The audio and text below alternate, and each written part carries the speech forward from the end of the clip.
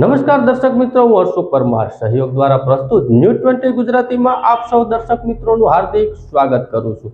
જોઈએ આજના મુખ્ય સમાચારો।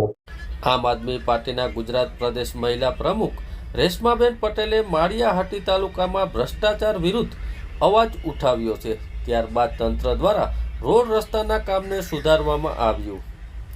મનરેગામાં સ્થાનિક મજૂરોને કામ મળવું જોઈએ, પરંતુ અહીંયા મધ્યપ્રદેશના મજૂરોને કામ આપવામાં આવ્યું છે। આમ આદમી પાર્ટીના ગુજરાત પ્રદેશ મહિલા પ્રમુખ રેશમાબેન પટેલે માળિયાહાટી તાલુકાના ભ્રષ્ટાચાર મુદ્દે એક વિડીયોના માધ્યમથી પોતાની રજૂઆત કરતા જણાવ્યું કે જૂનાગઢ જિલ્લાના પ્રમુખ રાજુભાઈ બોરખતરિયા સહિત સમગ્ર જિલ્લાની ટીમ દ્વારા માળિયાહાટી તાલુકામાં જ્યાં રોડ રસ્તા પર ભ્રષ્ટાચાર થઈ રહ્યો છે તે જગ્યાની મુલાકાત લેતા આમ આદમી પાર્ટીના વિધાનસભાના ઉમેદવાર પિયુષભાઈ પરમારે મનરેગાના ભ્રષ્ટાચારનો ખુલ્લો પાડ્યો હતો। પિયુષભાઈએ આ ભ્રષ્ટાચારનો વિડીયો બનાવી ભ્રષ્ટાચારનો પોલ ખોલ્યો હતી અને આ મુદ્દા પર આમ આદમી પાર્ટીએ આવેદનપત્ર પણ આપ્યું હતું અને આ તારીખથી આમ આદમી પાર્ટી જો કોઈ કરી શકે તો ભ્રષ્ટાચાર કરવામાં આવી રહ્યો હતો તે જગ્યા ઉપર કામકાજમાં સુધારો આવ્યો અને સમારકામ પણ કરવામાં આવ્યું। આમ આદમી પાર્ટીની શક્તિ છે કે આમ આદમી પાર્ટી અવાજ ઉઠાવ્યો, ત્યારબાદ તંત્ર દ્વારા સારું કામ કરીને સુધારવામાં આવ્યું। અહીં આવ્યા બાદ એમને જાણવા મળ્યું કે મધ્યપ્રદેશના મજૂરો અહીં કામ કરી રહ્યા છે। હકીકતમાં મનરેગા યોજના અંતર્ગત ગામના સ્થાનિક મજૂરોને કામ મળવું જોઈએ। આ પણ ખૂબ જ ચોંકાવનારું હતું। આમ આદમી પાર્ટી હંમેશા ભ્રષ્ટાચાર વિરુદ્ધ લડતી આવી છે અને મનરેગાના કામોમાં અધિકારીઓ સાથે સંપર્કમાં રહીશું અને કોશિશ પણ કરીશું કે હાલના બનાવવામાં આવતા રોડ રસ્તાને વધુમાં વધુ મજબૂત બને। આમ આદમી પાર્ટીનું માનવું છે દરેક કામનો વિકાસ ભ્રષ્ટાચાર વગર થવો જોઈએ। આ દરમિયાન પ્રદેશ મહિલા પ્રમુખ રેશમાબેન પટેલની સાથે સાથે જિલ્લા પ્રમુખ રાજુભાઈ બોરખતરિયા, ધીરુભાઈ ગોહેલ, માલદેભાઈ પરમાર, મહેશભાઈ મકવાણા, પરેશભાઈ, પ્રતાપભાઈ રાઠોડ, લાખાભાઈ મકવાણા, રાણાભાઈ સિંધવ, રાજુભાઈ તેમજ કાથડભાઈ જેઠવા, મહાવીરસિંહ બાપુ ચુડાસમા, ઇસ્માલભાઈ, ભરતભાઈ સોંદરવા સહિતના હોદ્દેદારો કાર્યકર્તાઓ ઉપસ્થિત રહ્યા હતા।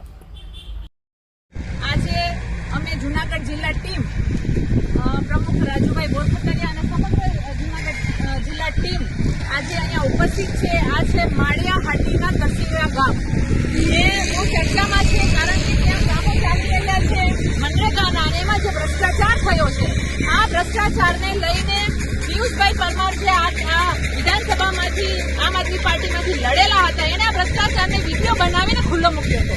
આ જે કામ ચાલી રહ્યું છે ને ત્યારે અહીંયા એને વિડીયો બનાવ્યું હતું ત્યારે એમાં જે ભ્રષ્ટાચાર થયો છે, જે ધૂળ હતી અને જે સિવાયનું જે કામ હતું એ બધું બતાવ્યું। એટલે આજે અમે ફરી સ્થળ તપાસ માટે આવ્યા છીએ। અમે આવેદન આપ્યું હતું કે ભ્રષ્ટાચાર થયો છે, પણ ખુશીની વાત એ છે કે ભાઈ જે કામ ખોખલું કર્યું હતું, જે ખરાબ કામ હતું એને આજે સમારી રહ્યા છે। એટલે આ આમ આદમી પાર્ટીની તાકાત છે કે આમ આદમી પાર્ટી દ્વારા અને પિયુષભાઈ દ્વારા જે આવેદન જે અવાજ ઉઠાવ્યો આમ આદમી પાર્ટી જિલ્લા ટીમ દ્વારા જે આવેદન દેવામાં આવ્યું એમાં એટલું બધું ટેન્શન ઊભું થયું કે આજે મજબૂર થઈ ગયા કે કામ કરે છે। હવે આ કામમાં કેટલું ભ્રષ્ટાચાર કરશે એ પછીનો વિષય છે। તમે જોઈ શકો છો અત્યારે કામ ચાલુ છે। આવી રીતે બીજો પુલ પણ બાજુમાં જ છે। એટલે એમાં એ વિષયને આપણે જોવા જઈએ તો બાજુમાં બે બ્રિજ પાસ કરવામાં આવ્યા છે 50 મીટરની અંદર। એટલે મનરેગાના ઘણા બધા નિયમો હોય છે, મજૂરો જે કામ કરે છે આ મજૂરોને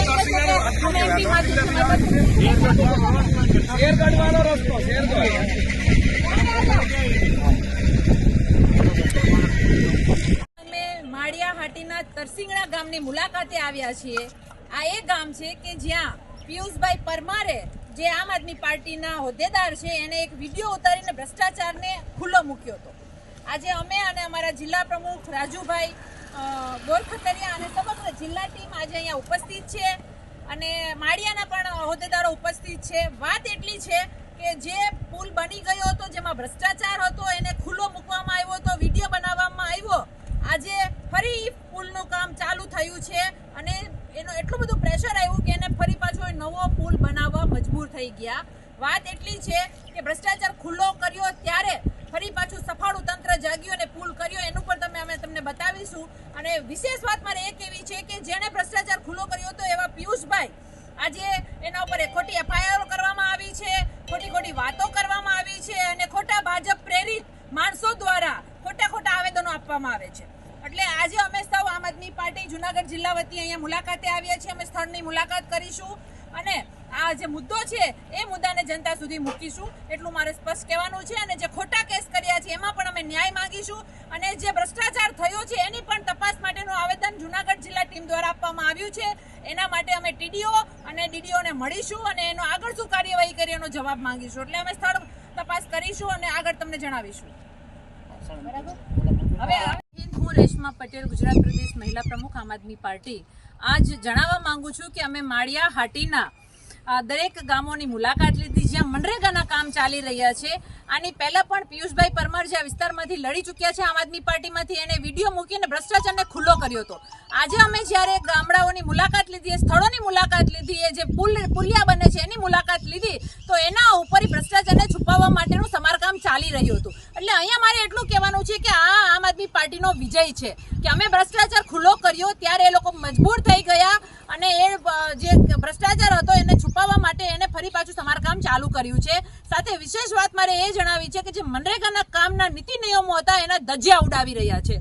પર પ્રાંતિથી આવતા જે મજૂરો હોય છે, મતલબ કે અહીં ગામના મજૂરોને જે કામ આપવાની બદલે એ લોકોએ અન્ય મધ્યપ્રદેશ અને એ બધા મજૂરો દ્વારા કામ કરાવવામાં આવી રહ્યું છે. એટલે કહેવાય છે કે કામ આપે છે મજૂરોને, સારી વાત છે, પરંતુ જે મનરેગામાં ભ્રષ્ટાચાર થયો છે એનું આ સૌથી મોટું ઉદાહરણ છે કે કેટલાય ખોટા મજૂરોના નામ એમાં લખાઈ ગયા હશે અને કેટલો બધો મજૂરીના નામે ભ્રષ્ટાચાર થયો છે. આ એનું ઉદાહરણ છે.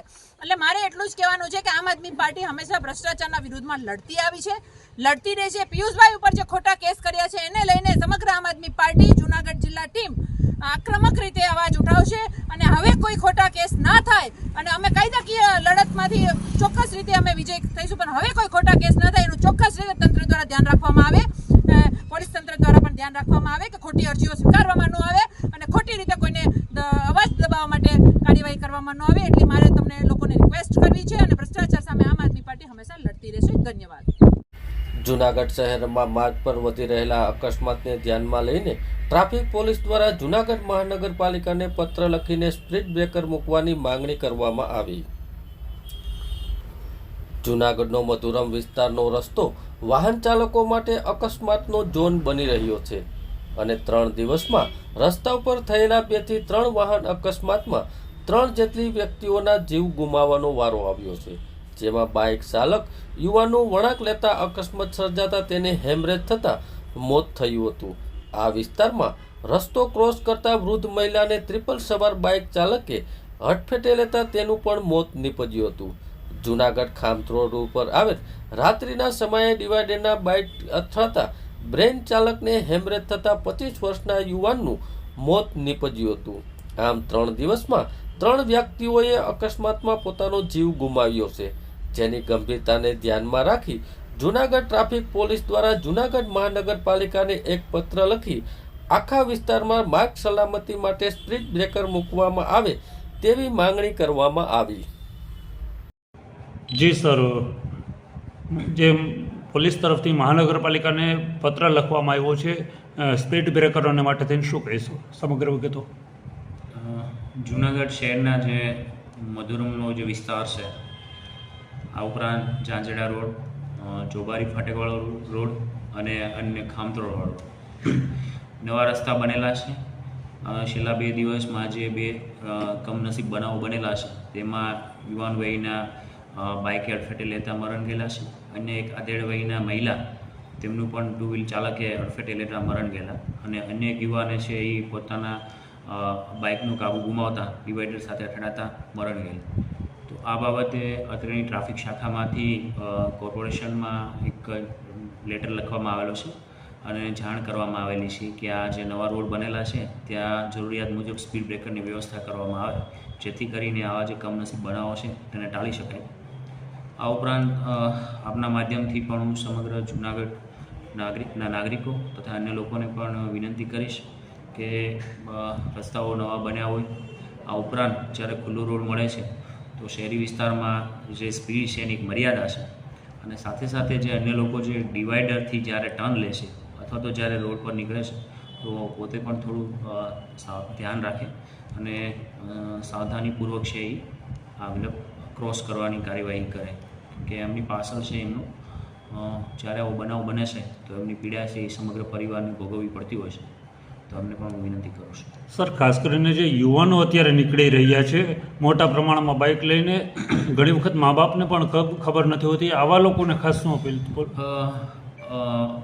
ઉપરી અધિકારીશ્રીઓની સૂચના મુજબ અવારનવાર છે પોલીસ દ્વારા છે ટ્રાયની કામગીરી કરવામાં આવે છે, જેમાં ખાસ કરીને ઓવર સ્પીડમાં જે વ્હીકલ જતા હોય, હેલ્મેટ ના પહેર્યું હોય, અમુક કિસ્સાઓમાં હેલ્મેટ પહેર્યું હોય તો તેનો બચવાના ચાન્સ પણ વધી જાય જ્યારે એક્સિડન્ટલી આવો કોઈ બનાવ બને ત્યારે. પોલીસ તરફથી પણ છે એ અવારનવાર રોડ સેફ્ટી અવેરનેસ જે સપ્તાહની ઉજવણી કરવામાં આવે છે. ચાલુ વર્ષે આખો મહિનો છે રોડ સેફ્ટી સપ્તાહ અવેરનેસની ઉજવણી કરવામાં આવેલી. તો આ સમયે છે એ સગીરને જ્યારે વાહન આપવામાં આવે છે ટુ વ્હીલ, તો એમના વાલીઓ વિરુદ્ધ પણ ગુના ભૂતકાળમાં દાખલ કરવામાં આવેલા છે. અને આવી ટ્રાય દરમિયાન જે ઓવર સ્પીડના જે વ્હીકલ અથવા તો સ્ટન્ટ કરવાવાળા છે તેમના વિરુદ્ધ પણ કાયદેસરની કાર્યવાહી કરવામાં આવેલી છે. આમ છતાં છે એ સમાજના તમામ લોકોને અપીલ પણ કરવા માગીશ કે આપ પણ જ્યારે આપનું યુવાન વયનું સંતાન છે એ જતું હોય તો કોઈની જિંદગીનો ભોગ ન લે એ પ્રમાણે એમને પણ થોડી મતલબ કહેવામાં આવે, જેથી કરીને કોઈનો પરિવારનો માળો ખાય નહીં. ભવનાથ વિસ્તારમાં જિલ્લા પંચાયત ગેસ્ટ હાઉસ સામે પાર્કિંગની જગ્યા ઉપર ઉષા બેકરોક રોપવે કંપની દ્વારા પાર્કિંગની જગ્યા ઉપર ગેરકાયદેસર કબજો કરેલ હોય તેવો આક્ષેપ કરતા એકતા રિક્ષા એસોસિએશનના પ્રમુખ રવજીભાઈ વાળા. ભવનાથમાં મહાશિવરાત્રિના મેળા દરમિયાન લાખો યાત્રાળુઓ ભવનાથમાં મેળામાં આવતા હોય છે ત્યારે ટ્રાફિકની મોટી સમસ્યા સર્જાય છે, જેમાં ઓટો રિક્ષા ચાલકો માટે ભવનાથમાં આવેલ જિલ્લા પંચાયત ગેસ્ટ હાઉસની સામે રિક્ષા ચાલકો માટે પાર્કિંગ કરવામાં આવે છે. ત્યાં અત્યારે હાલમાં ઉષા બેકો રોપવે કંપની દ્વારા કબજો જમાવેલો છે, જે ગેરકાયદેસર હોય, પરંતુ તેને જો તંત્ર દ્વારા ખુલ્લું કરવામાં આવે તો રિક્ષા તેમજ પ્રાઇવેટ વાહનો માટે પાર્કિંગની વ્યવસ્થા થઈ શકે તેમ છે. મહાશિવરાત્રિના મેળાનું જે આયોજન થયેલું છે, જેમાં જૂનાગઢ શહેરમાં ઓટા રિક્ષા ચાલકોને 4 થી 5 દિવસ સુધી રોજગારી મળી રહે તેવા એકમાત્ર ઉદ્દેશથી રિક્ષા ચાલકોને પાર્કિંગની વ્યવસ્થા તંત્ર દ્વારા કરવામાં આવે તો ઓટો રિક્ષાવાળા શિવરાત્રિના મેળામાં રોજગારી મેળવી શકે. રિક્ષા ચાલકોને પોલીસ દ્વારા હેરાન પરેશાન કરવામાં ન આવે. તંત્ર દ્વારા આ જગ્યાને રિક્ષા ચાલકોને ફાળવવામાં આવે તો ટ્રાફિકની સમસ્યા ન સર્જાય, એવું એકતા રિક્ષા ચાલક એસોસિએશનના પ્રમુખ દ્વારા તંત્રને લેખિત રજૂઆત કરવામાં આવી. જુનાગઢ એકતા રિક્ષા એસોસિએશનનો ઉપપ્રમુખ બોલું છું. અહીંયા આ રોપવે વાળાએ દબાણ કરેલું છે, એ દબાણ હટાવી દેવામાં આવે તો રિક્ષાની અહીંયા વ્યવસ્થા થઈ શકે એવી સંભાવના છે. મારું નામ રવજીભાઈ વાળા, એકતા રિક્ષા એસોસિએશન લીડરશિપ ધરાવું છું અને મેં આનું નગરપાલિકામાં લખીને આપી દીધું છે. આ પાર્કિંગની વ્યવસ્થા છે ને, જે ખરેખર બે ધાર્મિક પંથકો આવે છે અહીંયા, એને અનુસંધાને છે. રેકડી ગલ્લાવાળાને બધાને હટાવવામાં આવે તો આ છેલ્લો આનો 2-3 વર્ષથી અહીંયા કબજો છે, તો આને કેમ હટાવવામાં નથી આવતા? આ પાર્કિંગ ખરેખર ધાર્મિક સ્થળ માટે ફાળવેલું છે. આ નગરપાલિકાના ગેટ છે અને આવડું મોટું પાર્કિંગ આ કબજો કરીને બેઠા છે રોપવે વાળા. તો આ નગરપાલિકાના અધિકારીઓની જવાબદારી છે કે નહીં, એના અમને ખુલાસા કરે. ભાડા પેટે ચડાવ્યું તો ભાડા પેટે આપી શકે એમ નથી આ, કારણ કે આ ધાર્મિક સ્થળ માટે પંચક માટે વાપરવાની વાત છે. જૂનાગઢ મહાનગરપાલિકા દ્વારા વોર્ડ નંબર 14માં કલ્યાણનગર ખાતે વિકસિત ભારત સંકલ્પ યાત્રાનો કાર્યક્રમ યોજાયો. સરકારશ્રીની વિવિધ યોજનાના લાભાર્થીઓને લાભનું વિતરણ કરવામાં આવ્યું. જૂનાગઢ મહાનગરપાલિકા દ્વારા જનહિતલક્ષી યોજનાના લાભથી એક પણ વ્યક્તિ વંચિત ન રહે તે માટે જનજાગૃતિ કેળવવા વિકસિત ભારત સંકલ્પ યાત્રાનો કાર્યક્રમ Kalyannagar common plot college road ખાતે યોજાયો. રથનું સ્વાગત નાની બાળાઓ અને ઉપસ્થિત મહાનુભાવ દ્વારા કુમકુમ તિલક કરવામાં આવ્યું, તેમજ ઉપસ્થિત મહાનુભાવોનું પ્રાથમિક શાળાની બાળાઓ દ્વારા કુમકુમ તિલક કરી સ્વાગત તેમજ દીપ પ્રાગટ્ય કરી વિકસિત ભારત સંકલ્પ યાત્રાનો પ્રારંભ કરવામાં આવ્યો. સ્વાગત પ્રવચન પ્રોગ્રામ ઓફિસર વર્ષનાબેન દવે દ્વારા કરવામાં આવ્યું, તેમજ મિટનેસ દ્વારા મહાનુભાવોનું અભિવાદન કરવામાં આવ્યું. તેમજ વડાપ્રધાન શ્રી નરેન્દ્રભાઈ મોદી દ્વારા સર્વાંગી વિકાસની ઝાંખી રજૂ કરતી ફિલ્મ નિહાળવામાં આવી હતી. ત્યારબાદ સરકારી શાળાની બાળાઓ દ્વારા નૃત્ય રજૂ કરવામાં આવ્યું હતું. ત્યારબાદ ઉપસ્થિત મહાનુભાવો દ્વારા સરકારશ્રીની યોજનાના સ્ટોલની મુલાકાત લેવામાં આવી. આ તકે કોર્પોરેટ શ્રી આદ્યાશક્તિબેન મજમુદાર, કિશોરભાઈ અજવાણી, ફાયર ઓફિસર દીપકભાઈ જાની તેમજ અગ્રણી રમેશભાઈ દધાડિયા તેમજ અધિકારીઓ, કર્મચારીઓ અને શહેરીજનો બહોળી સંખ્યામાં ઉપસ્થિત રહ્યા. માણાવદર જુનાગઢ હાઈવે રોડ ઉપર આવેલ ITI નજીક થયેલા ચીલ ઝડપના બનાવનો ગણતરીના દિવસોમાં ભેદ ઉકેલી રોકડા રૂપિયા 9.30 લાખની રિકવર કરતી માણાવદર પોલીસ. માણાવદર નગરપાલિકાના પૂર્વ પ્રમુખ અને ભાજપના અગ્રણી કે જેણે વંથલી કોર્ટમાં 15 લાખ ભરવા માટે પોતે લૂંટાયા હોવાનો પ્લાન બનાવ્યો. 1-2 દિવસ નહીં 10 દિવસ સુધી પોલીસને ગેરમાર્ગે દોર્યા છતાં સફળ ન થઈ શક્યા.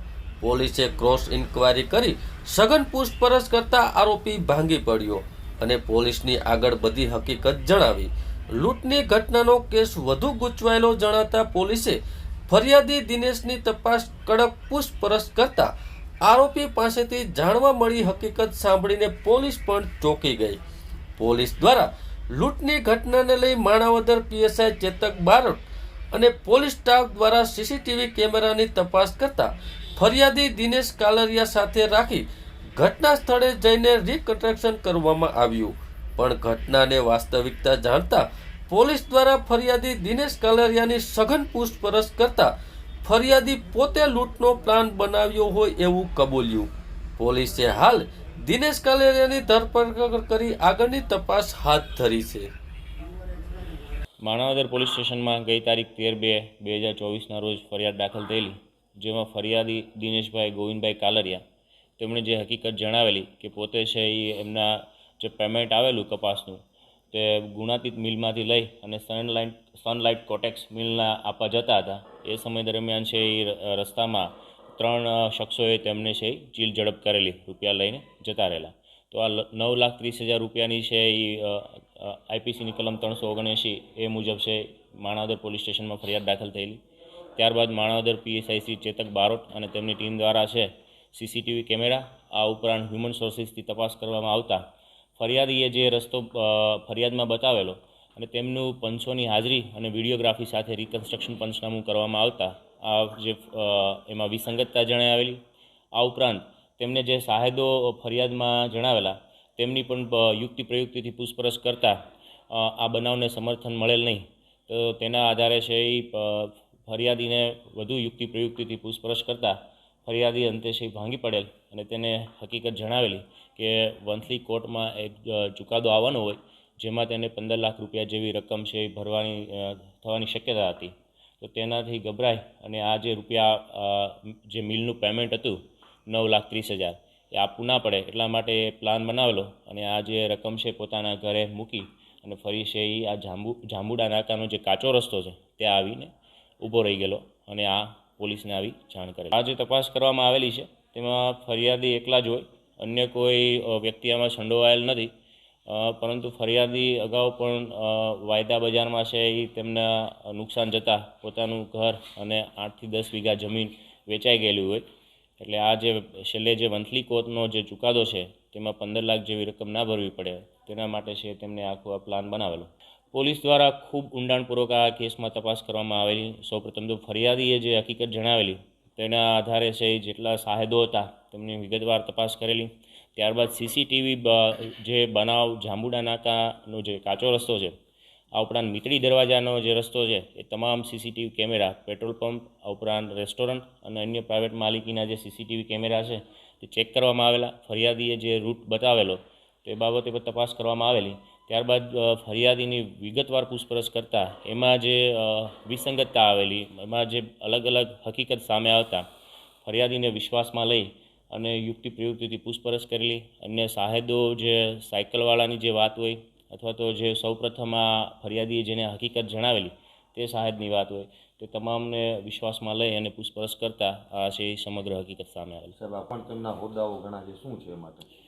આ જે દિનેશભાઈ કાલરિયા છે તે માણાવદરના પૂર્વ નગરપાલિકાના પ્રમુખ છે અને તેમનો જે મંથલી કોર્ટમાં જે મેટર પેન્ડિંગ છે તે પણ નગરપાલિકાને લઈને છે અને તેમાં છે આટલી 15 લાખ જેટલી મોટી રકમ ભરવાની થતી હોય તો તેના લીધે છે એ હાલ એવું જણાવી રહેલા છે.